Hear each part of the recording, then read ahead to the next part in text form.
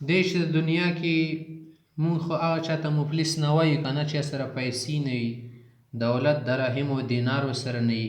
پیغمبر اسلامي پیر کې فرمیلي چې صحابه او تاسو پیژنئ چې په دنیا کې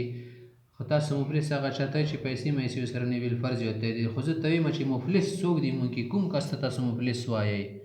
صحابه ورته په جواب کې ویلي چې یا رسول الله مفلس او غریبه تنګ دسته انسان چې دیوال یې وګرځي هغه چاته مونږ وایو چې سره دراهم نه وي، دینارو سره نه وي، پیسې نه د سامان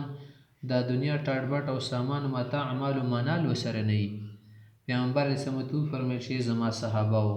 زما په امت کې د ټولو نه مفلس به هغه کس وي چې هغه به قیامت ورځې ډېر اعمال به ځان سره راوړي، منځونه به یې کړي وي، زکاتونه هر څه به یې ښه خوره کړي وي، روژې به یې ستلې وي، نفلي عبادت به هم ډېر کړي وي، د غرونو برابر عمل به کیدای شي ځنه ځای کې راړي، خو دې په دنیا کې دا کار هم کړي چې د خپلو اعمالو حفاظت به یې نه وي کړي. یا څنګه چې چاته به یې کنځلې کړي، چا باندې به تهمتونه او عیبونه لګولي، په چا باندې به بې ځایه کیچړ وچړل کړي وي، چا به یې غیبت کړي او چا ته به یې ضرر رسولي، چا ته به یې ایذا رسولي، چا وله به یې مال خوړلي، چا وله به وینې توی کړي، چوک به یې وهلي ټکولي وي. نه قیامت ورځې خو دا خبرې به نشي چې تا نه بدالې واخیستلی شي چې زه دې ولې ما راشه مه ووهه، راشه زما وینه دې توی کړې، وینه دې تا لکه هلته ویلې مینې نه چلیږي، هلته پیسې نه چلیږي، هلته هېڅ شی نه چلیږي سوا د اعمال حسنه نه.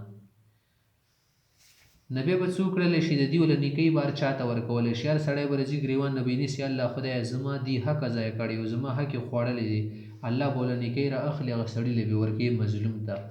همدا شي ته خلک به نه وړي وړي وړي تر دې پورې چې دیوال یې به وګرځي، هېڅ به ورسره نه شي پاتې، تش تش لاس به پاتې شي، تهی دست تهی دامن. هغه نه بعد خو واضحه ده چې کله سړي باندې نور جرمونه ورپاتې او ګناهونه یې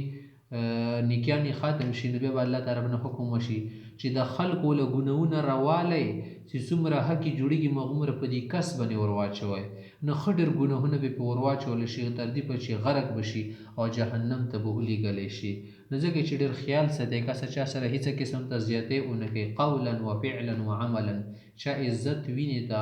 همداسې د چا مال ته